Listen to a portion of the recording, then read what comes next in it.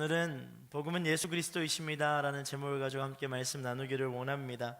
오늘부터 우리는 로마서를 함께 살펴보게 될 거예요. 아주 긴 여정이지만 로마서 가운데 숨어져 있는 하나님의 메시지들을 잘 발견하고 복음이 무엇인지, 또 그리고 은혜로 구원함을 얻었다 함은 무엇인지를 함께 살펴보며 또 말씀 가운데 깊이 있게 은혜를 누리는 그런 시간들이 되기를 소망합니다. 사람은 자신의 정체성을 찾기 위해서 부단히 노력합니다. 나의 정체성은 무엇인가?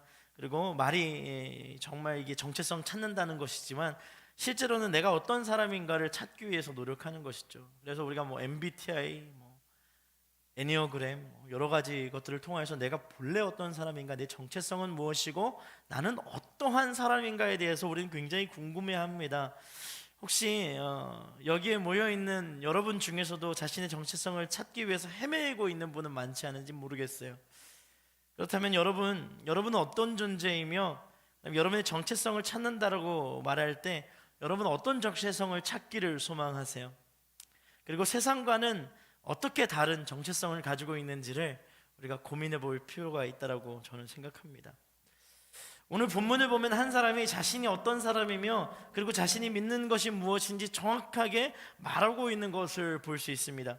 그는 바로 사도 바울이에요. 사도 바울은 오늘 본문을 통하여서 로마 교회에 있는 성도들에게 문안 인사를 함과 함께 자신을 소개하며 자신의 정체성을 드러냅니다. 그리고 복음을 전하는 그 첫 번째 단추를 끼우는 메시지로 오늘 본문이 시작이 됩니다. 자신의 정체성을 확실하게 말하고 있는 사도 바울을 통하여서 우리는 복음 앞에서 다시 한 번 더 우리의 삶을 돌아볼 수 있기를 소망합니다. 여러분의 정체성을 복음 안에서 발견하는 시간이 되기를 소망합니다. 오늘 말씀을 통하여 첫 번째 우리가 깨닫기 원하는 것이 있습니다. 첫 번째는 나를 향한 하나님의 부르심에 응답하라예요. 1절 말씀을 함께 읽습니다. 1절입니다. 함께 읽습니다. 시작.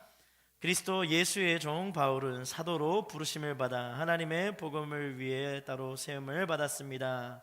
아멘. 사도 바울의 신앙의 고백이 담겨져 있는 부분이에요. 바울은 자신이 누구에게 속하여져 있는지를, 그리고 누구를 위하여 살아가는 존재인지를 정확하게 알고 있었어요. 1절 초반부를 보면 그리스도 예수의 종 바울이라고 스스로를 소개합니다. 여러분, 종이라는 것은요, 주인을 섬기는 사람, 주인이 있는, 주인에 소속된 자, 주인을 섬기는 자라고 설명할 수 있어요. 즉 자유인이 아닌 다른 사람에게 속한 자로 누군가의 명령에 복종할 수밖에 없는 상태인 자, 그러한 사람이라고 스스로를 소개합니다. 이것이 그의 정체성이래요. 여러분 한번 생각해 보세요. 나는 누구인가 끊임없이 질문하는데 옆에서 자꾸 너는 내 거야, 너는 내 말에 막 순종해야 돼. 그게 연인이라면 굉장히 기분이 좋을 수 있겠지만 그렇지 않다면 굉장히 마음이 어려울 수 있는 것이죠. 근데 그러한 사람이라고 스스로를 설명해요. 즉 자신의 소속이 이제 예수 그리스도에게 속한 것이라는 것을 선포하는 것입니다. 바울은 본래 소속이 있었던 사람이에요. 그의 소속은요, 과거에 유대인이었어요. 그리고 그의 소속은 이제 예수 그리스도라는 것이죠. 바뀐 거예요, 소속이. 바울은 본래 이름은 사울입니다. 여러분 잘 알고 계시죠? 왜 사울이었냐 하면 구약 성경의 사울 왕을 여러분 잘 알고 있습니까? 또한 그 사울 왕은 베냐민 지파 사람이었어요. 근데 오늘 본문에 등장한 사도 바울도 베냐민 지파 사람이에요. 그러니까 베냐민 지파 속에 속하여 있는 이 사울이 사울 왕, 그 초대의 왕, 그 이름을 자신의 이름으로 받아들이게 되고, 그리고 그 이름대로 살아가기 위해서 부단히 노력했던 사람입니다. 그래서 바울은 당시 가장 유명했던, 그리고 가장 율법적으로 똑똑했던 가말리엘 문화에서 공부하게 돼요. 가말리엘 문화에 들어가기 위해서는 토라를, 그 빽빽하게 쓰여져 있는 책을 토시 하나 틀리지 않고 달달 외워야지만 들어갈 수 있었다고 합니다. 굉장히 조건이 까다로운 것이죠. 서울대 들어가는 것보다 굉장히 높은 퀄리티의 지식을 가지고 있어야만 합니다. 여러분 한번 생각해 보십시오. 창세기 1장 1절을 한번 외워볼까요? 시작. 그죠? 이것도 힘들잖아요. 근데 토라를 처음부터 끝까지 다 외웠대요. 그러니까 구약 성경에 대해서는 이 율법주의의 그 어떤 사람보다 뛰어난 지식을 가지고 있었던 것이 바로 사도 바울이에요. 그래서 사도 바울은 끊임없이 율법과 함께 복음을 비교하며 싸우며 그 영적 전쟁을 끊임없이 행하고 있었던 것이죠. 이 율법에 똑똑했던 사람, 가말리엘 문화에서 공부했던 엘리트 중에 엘리트. 그런데 그가 예수 그리스도를 믿고 나서 세상 가운데 그 보기 좋았던 모든 것을, 모든 환경과 배경을 다 자신의 배설물로 여긴다라고 고백합니다. 그리고 예수 그리스도께 속한 자가 되었다라고 고백하고 있는 것이요. 바울은 자신이 어떤 사람인지 정확하게 알고 있었어요. 세상 많은 사람들이, 그리고 오늘 여기에 모여있는 많은 대학생들은 자신의 정체성을 어디에서 찾을 수 있을까 고민하게 됩니다. 그리고 수많은 크리스찬들도 자신의 정체성을 세상에서 찾아가려고 노력을 해요. 하지만 바울은 세상에 좋아 보이는 모든 것을 버리고 그의 정체성을 예수 그리스도 안에서 발견하고 찾았다라고 고백하고 있는 것이죠. 1절을 다시 보면 또 중요한 단어 하나가 더 나옵니다. 제가 한번 읽어드릴게요. 그리스도 예수의 종 바울은 사도로 부르심을 받아 하나님의 복음을 위해 따로 세우심을 받았습니다. 여기서 여러분 부르심의 밑줄을 한번 쳐보시겠어요? 네, 부르심을 받았다. 뭐로 부르심을 받았다? 사도로 부르심을 받았다. 사도에 동그라미 치시고 부르심의 밑줄 한번 쳐보세요. 여러분 부르심을 받았다라고 할 때 가장 먼저 생각하는 것이 무엇입니까? 부르심을 받았다 해서 우리가 가장 먼저 생각하는 것은 과연 하나님이 부르셨나? 라는 이 질문이죠. 그러니까 부르신 존재가 있는데 그 대상이 누구인가 우리에게 가장 먼저 들어오는 이 질문일 것입니다. 그렇습니다. 부르시면 반드시 불러주는 대상이 있어야 해요. 사도 바울은 그 부르신 분이 예수 그리스도 그리고 하나님이시라는 것을 알고 믿었던 것이죠. 바울이 복음을 전했던 당시에 예수님의 제자들도 함께 복음을 증거했던 이 시간대가 맞았어요. 그러니까 예수님의 제자들도 사도로서의 역할을 감당하고 있었고 사도 바울도 사도로서의 역할을 감당하고 있었던 것입니다. 예수님과 함께 공생애를 보냈던 12제자가 사도의 직함을 가지고 복음을 증거하는데 이 사도 바울이 스스로를 사도라고 이야기하지만 사도 바울은 예수님의 공생애를 함께하지 않은 사람이었어요. 그래서 수많은 주변의 사람들이 그에게 질문합니다. 네가 진짜 사도가 맞냐? 네가 정말 그리스도인이 맞냐? 뭐 이렇게 질문하는 것이에요. 여러분, 여러분의 인생 가운데 복음을 증거하는 기회가 있을 때 한번 증거해 보십시오. 대부분 증거하다가 스스로에게 질문하죠. 내가 정말 예수님을 믿는 사람인가? 혹은 내가 정말 믿음을 가지고 있는가? 막 질문하면서 스스로가 막 오류를 파고 그 안에 막 들어가서 난 더 이상 복음을 못 전하겠어요, 주님. 모르겠어요. 막 이렇게 얘기할 때가 있죠. 사도라는 말은 여러분 누군가에게 파견받은 자를 의미합니다. 누군가의 일을 대신하기 위해서 보냄을 받은 자라는 뜻을 가지고 있어요. 그렇기 때문에 바울의 사도권에 대한 논쟁을 가는 곳마다 일어나기 시작합니다. 여러분 근데 이 사도 바울은요 예수님의 그 어떤 제자들보다 복음을 증거하는데 진심이었어요. 모든 헌신을 담아 복음을 증거합니다. 그 이유가 있습니다. 사도행전 9장을 보면요 다메섹으로 예수님을 믿는 무리를 잡으러 가던 사도 바울이요, 그땐 사울이었죠. 사울이 다메섹으로 가는 도상 길 위에서 누구를 만납니까? 예수님을 만나요. 예수님을 만납니다. 빛으로 임하시는 예수님을 만나고 눈이 어두워져서 예수님께 질문합니다. 당신은 누구이십니까? 예수님이 사도 바울에게 무엇이라고 말씀하시냐면 내가 핍박하는 예수다라고 말씀하세요. 물론 사도 바울은 하나님을 향한 열정을 가지고 있었습니다. 아마 우리 가운데 그 누구보다도 하나님의 나라에 대한 갈망을 가지고 있었던 청년이 바로 이 사도 바울이었을 거예요. 사울이었을 거예요.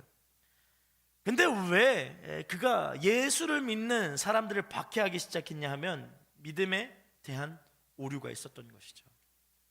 본인이 믿는 것이 무엇인지 정확하게 알지 못했어요. 근데 예수를 만나고 나서 그는 정확하게 자신이 무엇을 믿어야 하며 무엇으로부터 기름 부음을 받았고 무엇으로부터 향하여 나아가야 되는지를 깨닫게 됩니다. 그리고 눈이 어두워서 아무것도 먹지 못한 채 3일의 시간이 지난 다음에 예수님이 준비하셨던 제자 아나니아를 통하여서 이방인들에게 복음을 전하는 전달자로 부름을 받았다는 것을 응답받게 돼요. 그리고 그 눈을 가리웠던 눈꺼풀이 깨끗함을 얻어서 새 눈을 가지고 새롭게 된 방향성을 가지고 지금까지 복음을 증거하였던 것입니다. 즉 자신을 만나고 불러주신 예수님의 부르심에 응답하는 삶을 살기로 결단한 거예요. 이게 우리와의 차이점이죠. 그는 최선을 다하여 부르심을 향하여 삶을 살았습니다. 바울은 예수님 부르심 앞에서 자신의 모든 것을 버리고 주님을 따르게 됩니다. 주님이 부르시면 부르신 곳을 향하여 나아갈 때 반드시 그 부르신 이유를 깨닫게 되는 것이죠. 사랑하는 여러분, 부르심에는 이유가 있습니다. 할렐루야. 옆에 있는 분들에게 이렇게 한번 선포합시다. 부르심에는 이유가 있습니다. 그럼 제가 신정 전도사님 이렇게 불렀어요. 전사님 자주 부릅니다. 제가 보통 전화하는 패턴이 있죠. 전화하면 할렐루야 그러면은 전사님이 약간 긴장된 목소리로 네 목사님 그래요. 제가 한마디도 안 한다고 생각해 보세요. 할렐루야 그러고 예 목사님. 굉장히 답답하죠. 그럼 보통 네, 뭐라고 뭐 때문에 전화하셨습니까 이렇게 물어보겠죠. 그럼 제가 뭐라고 얘기합니다. 여러분 단순히 사람과 사람의 대화에서도 사람의 이름을 불렀을 때는 이유가 있는 거예요. 이유가 있어요. 이유가 없이 부를 때도 있어요. 제가 아내랑 이렇게 장난칠 때 제가 아내한테 마누라 이렇게 부르거든요. 마누라 그러면은 왜? 그러면은 아니야. 그러면 빨리 얘기해봐 막 그래요. 그러면은 그냥 불러봤어. 그러면 싱겁게 막 그래요. 다음에 또 당하죠. 제가 역으로 당해요. 남편 왜 그래? 그냥 심심해서. 근데 정말 힘들 때가 남편 왜 했는데 아무 말 안 할 때요. 그럼 그때부터 제가 회개하기 시작해요. 내가 뭘 잘못했나? 하루 종일 묵상합니다. 도대체 내가 뭘 잘못했나? 여러분 부르심이 있을 때는 반드시 주님 앞으로 나아가야 돼요. 할렐루야. 부르심이 있는데 앞으로 나아가지 않으면 그 관계는 굉장히 어색해져요. 주님이 우리를 부르실 때 우리는 반드시 주님 앞으로 나아가야 합니다. 여러분은 예수님이 여러분을 부르신 것을 믿습니까? 아멘이세요? 좀 크게 합시다. 여러분은 예수님이 여러분을 부르신 것을 믿습니까? 그럼 여러분을 예수님이 부르신 것을 알고 있습니까? 헬로? 영어권에 있다 오신 분들은 아시고 헬로 그럼 하이 해야 돼요. 헬로? 그러니까 예수님이 부르신 걸 잘 알지 못하는 거예요. 예수님이 불러주셨는데 예수 그리스도를 믿는 믿음을 가지고 있는 것 그 자체가 주님이 우리를 부르신 것이 드러난 거예요. 이미 여러분 예배드리러 나오는 여러분의 모습이 이미 예수님 앞에 부름을 받은 것이에요. 할렐루야. 여러분 옆을 보세요. 그러면 저희가 지금 한 주도 빠짐없이 거의 등반이 있습니다. 등순이 있어요. 기적과 같은 일이죠. 얼마나 하나님 앞에 감사한 일인지 모릅니다. 근데 만약 우리 폴트 공동체가 하나님이 불러주시는 사람들이 있다는 것을 깨닫지 못한다면, 그 하나님의 부르심이 있는 공동체라는 것을 우리가 느끼지 못한다면 그건 굉장히 무반응한, 하나님의 뜻을 알아차리지 못하는 그러한 공동체가 될 것입니다. 사랑하는 여러분, 주님이 우리를 부르세요. 부르신 이유가 있어요. 그 이유를 하나하나 설명하는 것은 어렵습니다. 왜냐하면 하나님은 1대1로 부르시기 때문이에요. 너는 존귀한 자라 불러주세요. 항상 부르세요. 주님이 부르시지 않고서는 우리가 여기에 모일 수가 없어요. 이렇게 한번 선포합시다. 나는 하나님의 부르심을 받은 사람입니다. 아멘. 아멘. 여러분, 바울은요 자신의 부르심에 목적이 정확히 있다는 것을 알고 있었어요. 하나님의 복음을 위해서 따로 세우심을 받았다라고 이야기합니다. 나의 부르심은 복음을 위한 것입니다. 우리의 부르심은 복음을 위한 것입니다. 그럼 혹시 우리가 이 신앙을 가지고 살아간다고 했을 때 이 복음과 나의 신앙이 직결되지 않는다면 문제가 있는 거예요. 우리의 예배가 이 복음을 증거하는 것과 직결되지 않는다면 예배의 방향성이 흔들리고 맙니다. 만약에 예배에 직결되어 있는 것이 감정이라면 그건 조금 잘못된 거예요. 물론 예배 가운데 위로와 평안이 있습니다. 하지만 궁극적으로 예배를 통하여서 드러나기를 원하는 것은 복음 증거예요. 여러분의 순모임을 통하여서 반드시 드러나야 되는 것이 무엇이냐면 복음 증거예요. 복음 증거예요. 여러분, 왜 이 설교를 준비하면서 제가 그렇게 기도하면서 준비할까요? 복음 증거예요. 오늘 현우 형제가 오늘 처음 찬양 인도를 했습니다. 할렐루야. 우리도 격려의 박수. 물론 여러분, 현우 형제가 여기서만 처음 한 게 아니에요. 뭐 다른 데서도 많이 합니다. 근데 여기에 폴트 공동체에서 처음 한 것이죠. 근데 현우 형제가 찬양 인도할 때 그것이 복음적인 마음을 가지고 하지 않는다면 그 인도가 어디로 가는지 우리는 알 수 없게 돼요. 저도 마찬가지죠. 순장으로 섬길 때에 복음 증거에 대한 마음을 가지지 않고 섬긴다면 그 동기가 굉장히 잘못된 거예요. 순모임에 참석할 때 복음 증거에 대한 갈망을 가지고, 복음에 대한 갈망을 가지고 모이지 않는다면 그 동기와 그 순모임의 방향성은 흐트러지게 돼요. 그렇습니다. 우리의 부르심은 복음을 전하기 위한 부르심이며 복음을 증거하는 삶을 위하여 우리가 택함을 받았다라는 것을 저와 여러분이 이 시간 아멘으로 하다바기를 소망합니다. 할렐루야. 그럼 바울의 부르심은 복음의 증거였어요. 우리가 하나님의 섭리 가운데 각자의 삶의 자리에서 부르심을 받았어요. 누구는 학교로, 누구는 직장으로, 누구는 취준을 준비하는 그 시간으로 하나님이 매일매일 우리를 불러주세요. 세워졌다라는 거예요. 자, 그래서 우리는 하루하루 예수님께서 우리와 함께 하신다라는 것에 집중해야 해요.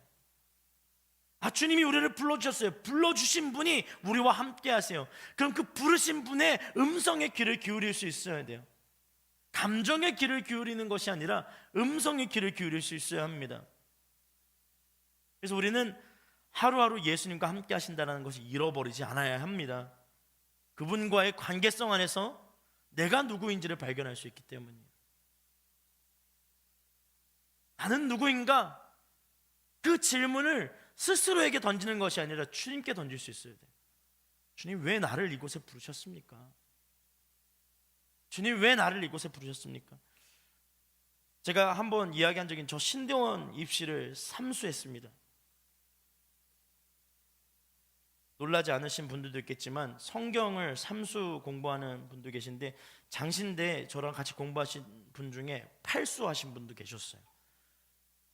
놀라지 않으시네요. 근데 이 삼수를 할 때 제가 왜 삼수를 했을까 엄청 고민했어요. 엄청. 왜 삼수를 하셨을까? 왜 삼수로나 했을까? 성경을 막 그렇게 잘 공부했는데도 왜 계속 떨어졌을까? 막 고민했어요. 근데 그때 붙고 나서 이렇게 기도했던 기억이 있는데, 제가 여러분 수능을 본 적이 없어요. 외국에 살다 오니까 이렇게 얼굴은 한국적으로 생겼어도 필리핀에서 11년을 살다가 와서 수능을 본 적이 없습니다. 그래서 고3을 담당할 때였는데, 고3 아이들과 함께 이렇게 교육자로 섬길 때였는데 고3의 마음을 1도 모르겠는 거예요. 제가 수능을 준비를 안 해보니까. 그래서 제가 기도를 했어요. 하나님, 저에게 수능 치는 아이들의 마음을 입혀 주옵소서. 눈물로 기도했습니다.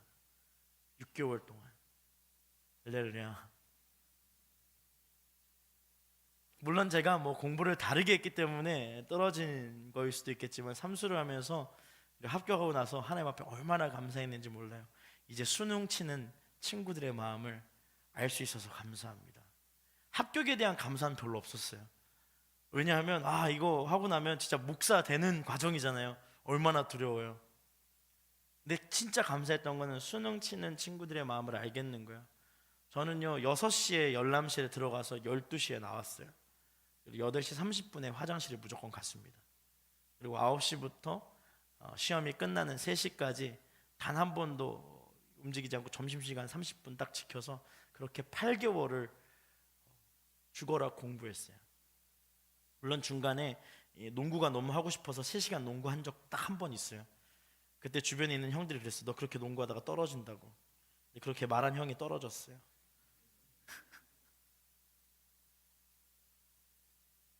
물론 여러분, 이 부르신 자리를 기억하고 부르신 이유를 기억하는 것 너무너무 중요해요.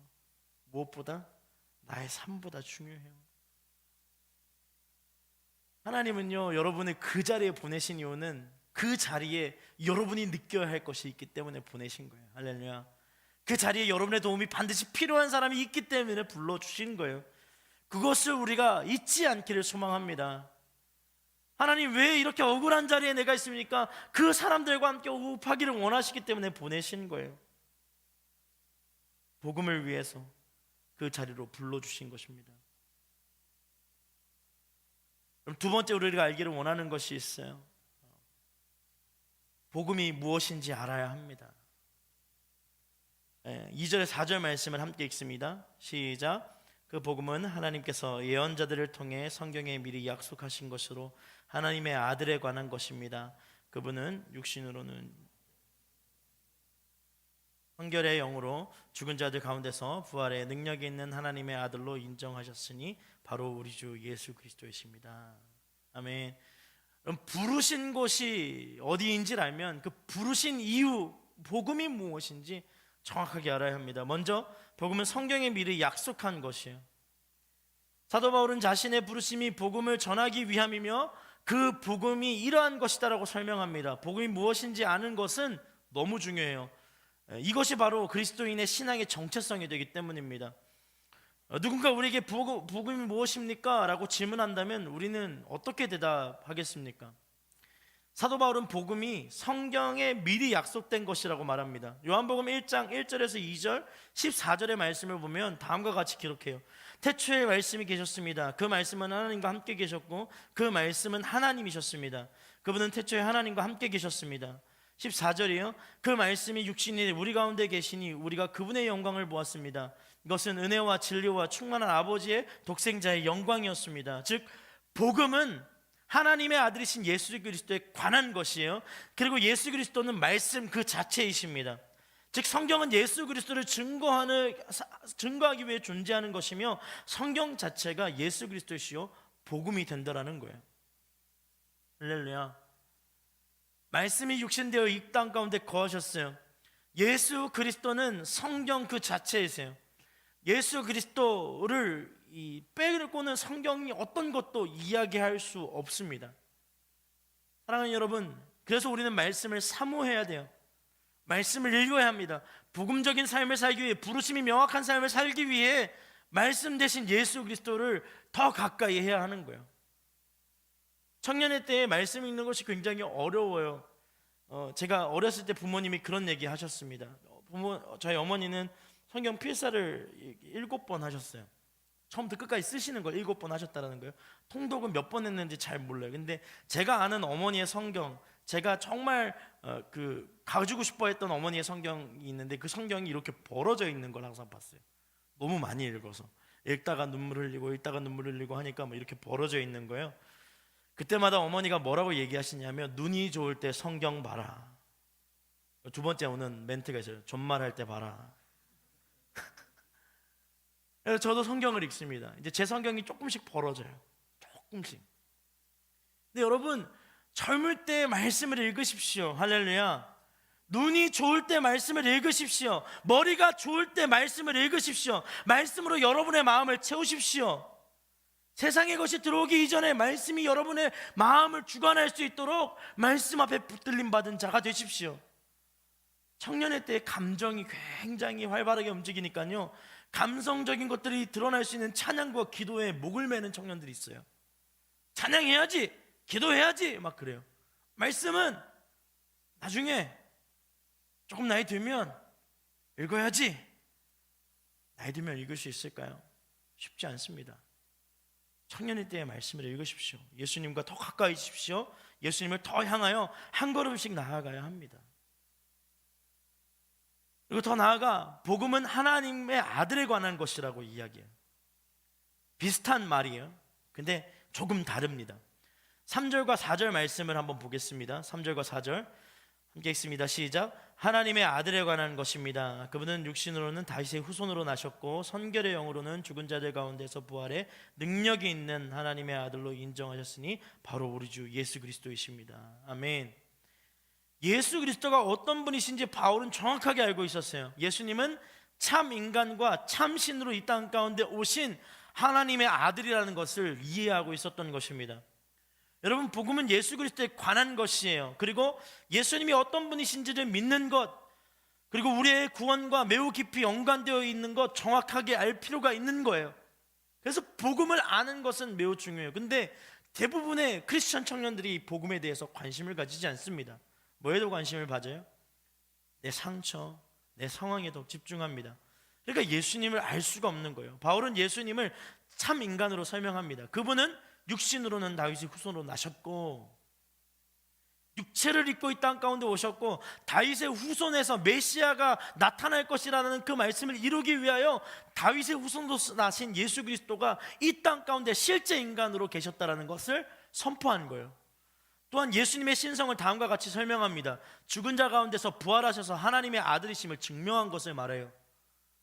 예수님은 참 인간이시며 참 신이신 것을 믿을 수 있어야 돼요. 참 인간이셨기에 우리의 죄를 대신하여 짊어지실 수 있으셨고 참 신이셨기 때문에 우리의 죄를 속량할 수 있었던 거예요.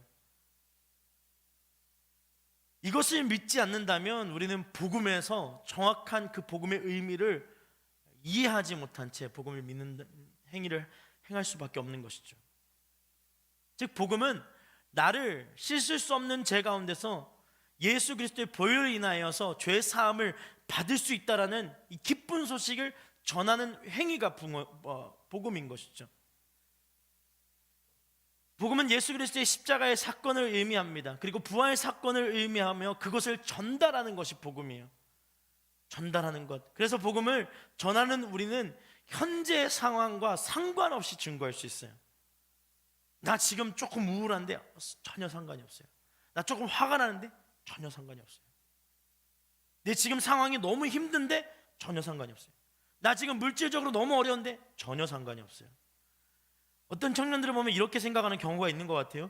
복음을 전하려면 그래도 내가 조금 잘 돼서 복음을 전해야 믿지 않을까? 그럴까요? 정말 그럴까요? 여러분, 복음은 나의 상황과 상관없이 예수 그리스도가 행하신 일에 대한 것을 증거하는 거예요. 예수 그리스도가 어떤 분이신지를 증거하는 거예요. 그래서 바울의 복음 전하에는 가장 중요한 핵심 포인트 하나가 있습니다. 바로 변화예요. 변화.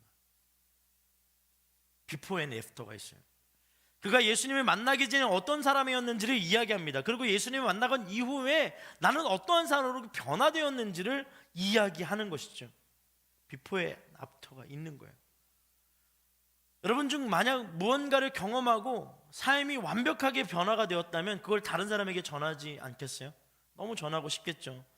누군가 다이어트를 성공한 이야기를 막 저한테 한다고 한번 생각해 보세요. 혹은 피부가 조금 더 밝아질 수 있는 막 그런 걸 이야기해 준다고 한번 생각해 보세요. 비포 애프터 사진을 가지고 와서 막 정확하게 내가 이렇게 변했다. 그리고 내가 앞에 실제로 보니까 진짜로 변하는 거예요. 뭐 하면 취업에 성공할 수 있다라고 막 이야기해요. 진짜로 뭐 취업에 성공한 케이스를 막 가지고 와서 막 이야기합니다. 그게 바로 나라고 막 이야기하는 거예요. 그럼 그 사람의 소식에 따라서 우리의 마음이 흔들리고 움직이지 않겠어요? 우리가 세상의 수많은 변화된 이야기에 관심을 가질 때가 있어요. 마치 그것이 복음인 것처럼. 제가 어렸을 때 쌍꺼풀 수술을 하고 싶은 마음이 있었어요. 주여, 이런 얘기까지 할 줄 몰랐는데 굉장히 어렸을 때입니다. 그래서 아버지 친구분 중에 이 성형외과 의사 선생님이 계셨어요. 그래서 눈을 이렇게 하고 이렇게 여러분 그 가 쌍꺼풀을 만드는 그런 거 있잖아요. 이렇게 해가지고 이렇게 딱 눈 떠보세요. 떴는데 여러분 놀라지 마세요. 제가 생각보다 눈이 깁니다. 옆으로. 이게 작아서 그렇지 길어요. 그래서 쌍꺼풀 하고 나니까 그 의사 선생님이 하신 말씀이 정확하게 기억이 나요.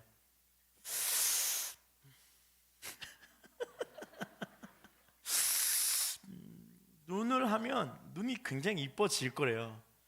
근데 눈을 하게 되면 코와 이마와 를 해야 될 것 같고 견적이 너무 많이 나와서 그냥 하지 않는 게 좋을 것 같다고 그런 이야기를 들었습니다.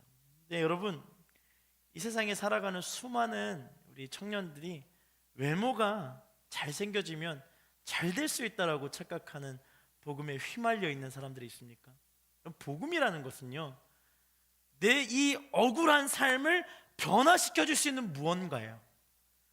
그러니까 복음이 절대적인 삶의 기준일 수밖에 없는 이유는요, 이 예수 그리스도의 보혈이 우리의 죄를 정결하게 하셔서 우리로 하여금 죄인이 아닌 거룩한 하나님의 백성으로 살아갈 수 있는 길을 열어주셨기 때문에 이 복음이 중요한 거예요. 그런데 이 땅에 살아가는 수많은 청년들이요, 가짜 복음에 그 중심이 흔들리기 시작해요. 돈을 많이 벌면 인생이 바뀔 거래요. 얼굴이 좀 잘생겨지고 이뻐지면 인생이 바뀔 거래요. 정말 그럴까요? 사랑하는 여러분, 복음, 예수 그리스도 오직 한 분밖에 없다라는 것을 저와 여러분이 강력하게 믿을 수 있는 이 시간이 되기를 축복합니다. 주님이 우리를 부르셨어요, 복음의 전달자로. 근데 여러분의 입술에서 지금 무엇이 흘러가고 있습니까? 전혀 복음과 상관없는 수많은 감정들과 수많은 억울함과 수많은 화와 수많은 부정적인 것들, 세상의 것들이 흘러가고 있지는 않는지 돌아봐야 돼요. 복음은 예수 그리스도가 우리를 구원하신 소식이에요. 나의 죄를 정결하게 하신 예수님의 아름다운 소식입니다. 그것을 우리가 전할 수 있기를 축복합니다. 세 번째로 우리가 기억해야 되는 것은 복음적 삶을 움직이는 원동력은 은혜와 직분에 있다라는 거예요. 자, 5절 말씀을 보겠습니다. 함께 읽습니다. 시작. 우리가 예수 그리스도를 통해 은혜와 사도직을 받았으니 이는 그분의 이름을 위해 모든 이방 사람들이 믿고 순종하도록 하기 위해서입니다. 우리는 이 말씀을 잘 살펴보아야 해요. 여러분, 은혜가 먼저일까요? 이 사명 혹은 직분이 먼저일까요? 은혜가 먼저일까요? 직분이 먼저일까요? 무엇이 먼저일까요? 헬로? 좋아요. 헬로? 네, 그죠? 한국말로 지금 거기 있니? 네, 이런 거겠죠. 은혜가 먼저예요, 항상. 여러분이 집중해서 들으세요. 보통 이 사명, 직분에 관심 있는 사람들은 세상적 위치, 나의 직업, 내가 어디에 있어야 되는지에 궁금증이 많은 우리 청년들이에요. 은혜가 먼저입니다. 은혜가 먼저인 이유는요, 이 사도 바울이 복음을 증거하기 위해서 가장 먼저 하나님의 은혜를 경험했어요. 할렐루야. 예수님의 찾아오심, 예수님의 위로하심, 그 죄 많은 사도 바울을 끌어안으심, 그 은혜를 경험했어요. 그 은혜를 경험하고 나니까 그제서 무엇이 주어지게 돼요? 그에게 직분이 주어지게 돼요. 사명이. 은혜가 없이는 어떠한 일도 행할 수 없는 것이 그리스도인이에요. 자, 여러분, 끊임없이 여러분의 비전을 찾죠. 여러분, 여기서 말하는 비전은 어떤 직업을 가질까요? 그러니까 제가 성경적으로 이해하는 비전은 하나님의 눈으로 세상을 바라보는 거예요. 근데 대부분 청년들은 이 비전을 직업에 국한하여 생각합니다. 난 어떤 일을 해야 될까요? 저한테 물어봐요. 목사님은 왜 목사가 되셨어요? 글쎄요,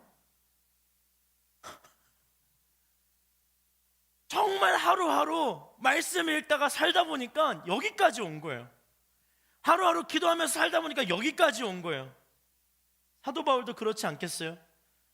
매일매일 은혜를 누립니다. 그러니까 사도라는 직분을 감당할 수 있는 능력과 힘이 하나님께로부터 온다라는 것을 알게 된 거예요. 여러분, 항상 우리는 일이 우선이 될 때가 있죠. 그래서 성공하기 위해서 노력합니다. 여러분, 근데 복음 증거하는 것도 이 성공을 해야지 된다라고 생각하는 친구들이 있어요. 그래서 혹시 실패하면 어떡할까? 혹시 이렇게 생각합니다. 근데 복음 증거에는 성공과 실패가 나눠질 수가 없어요. 복음 증거에는 실패가 없습니다. 복음을 전하는 삶은 다른 세상의 삶과 달라요. 복음을 전하는 자의 삶의 모든 것은 하나님께서부터 주어진 은혜에서부터 시작되기 때문에 그 은혜를 발견해야 돼요.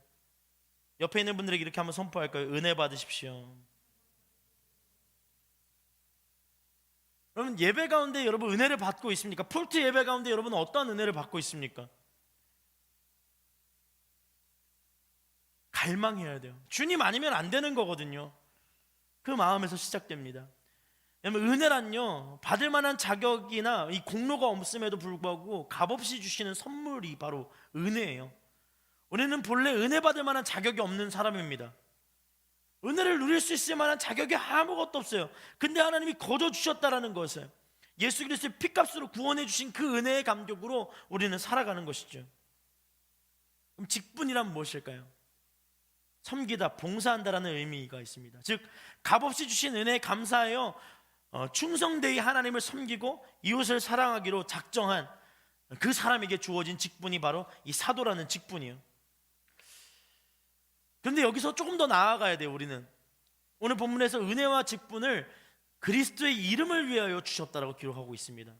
오직 그리스도의 이름을 위하여 주신 거예요. 그러니까 우리의 모든 직업, 우리의 모든 전도의 목적, 우리 예배의 목적, 우리 교회의 목적, 삶의 모든 목적이 예수 그리스도의 이름을 위하여 주어진 것이라는 거예요. 할렐루야. 여러분, 여러분의 인생이 예수 그리스도를 위한 것이라는 것을 믿으십니까? 여러분, 여러분의 인생이 주님을 향한 것이라는 것을 믿으십니까? 그것을 믿을 수 있어야 돼요. 오늘날 많은 그리스도인들은요, 자신의 삶의 노력으로 은혜를 가질 수 있다, 직분을 받을 수 있다라고 착각해요. 그래서 더 좋은 것을 누리기 위해서, 남들보다 더 좋은 것을 가지기 위해서 열심히 기도하며 꿈을 이루어 가려고 노력을 합니다. 그러니까 많은 청년들이 은혜와 직분에 대한 이해가 없는 것이죠.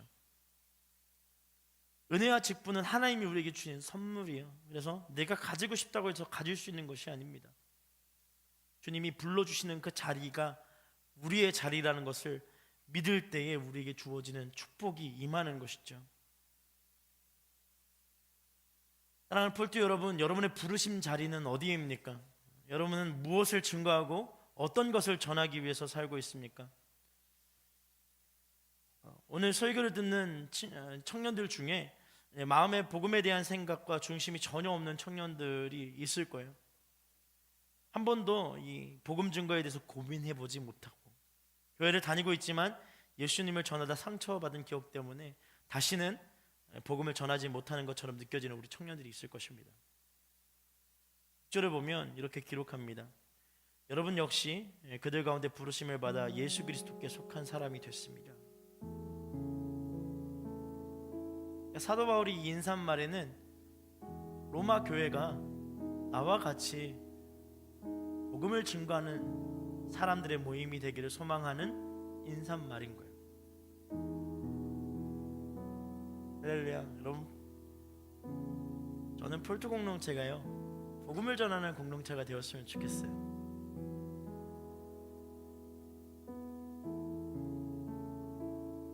복음을 전하는 공동체, 하나님의 말씀을 증거하는 공동체가 되었으면 좋겠어요.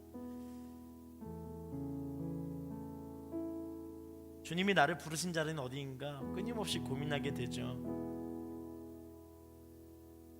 저도 대학 시절 때 그런 고민을 많이 했어요. 주님, 어디로 불러주시든지 가겠습니다.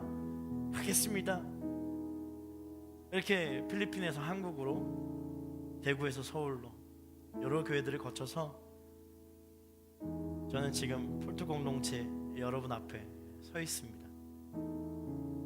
아주 작은 필리핀 쓰레기 마을에서 찬양을 인도하였고 지금 여러분과 함께 찬양을 하며 말씀을 전하고 있는 것이죠. 그렇다면 주님은 저를 어디에서 어떻게 부르셨을까요?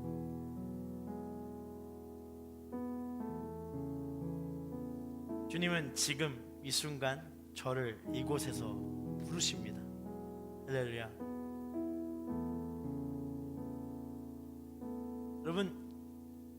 여러분이 지금 속하여 있는 그 모든 공간이 주님이 우리를 부르시는 공간이라는 것을 믿을 수 있는 믿음이 우리에게 주어지기를 소망합니다. 근데 그 부르신 이유가 있대요. 복음을 증거하기 위해서.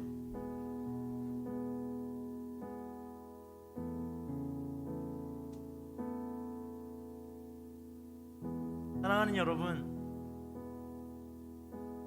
폴트 공동체의 공간이 복음을 증거하는 공간 되기를 원합니다. 그리고 우리 모든 모임이 예수 그리스도를 증거하는 모임이 되기를 원합니다.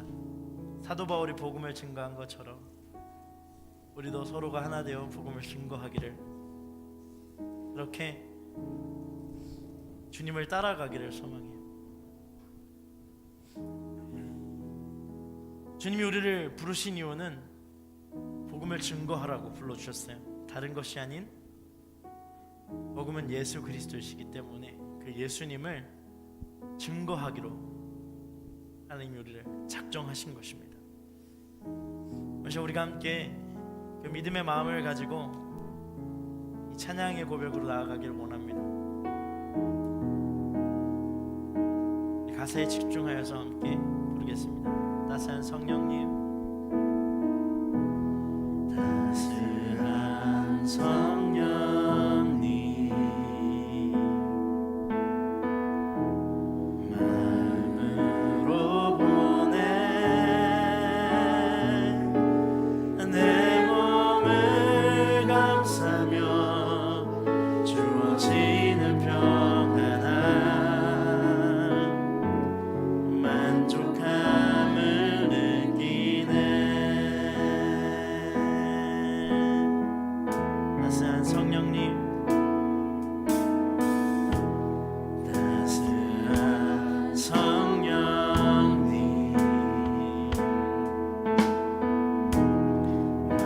마음으로 보내 내 몸을 감싸며 주어지는 평안함, 만족함을 부르신 곳에서 나는 예배하네. 어떤 상황에도 나는 예배하네. 부르신 곳에서 나는 예배하네. 어떤 상황에도 나는 예배하네. 부르신 곳에서 나는 예배하네. 어떤 상황에도 나는 예배하네. 부르신 곳에서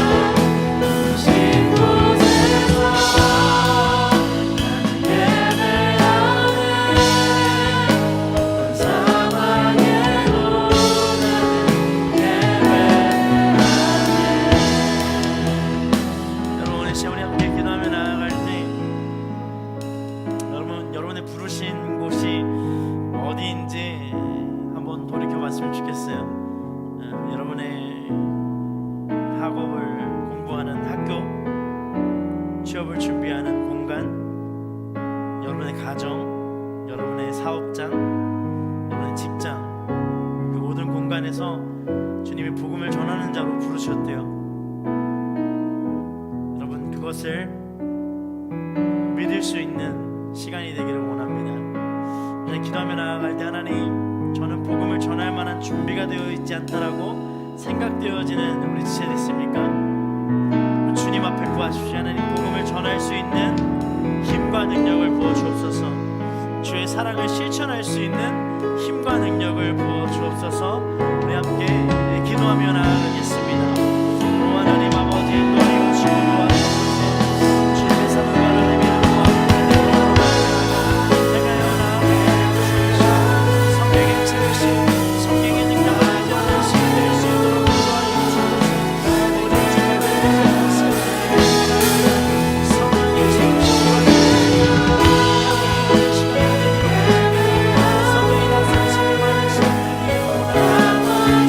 바라시옵소서.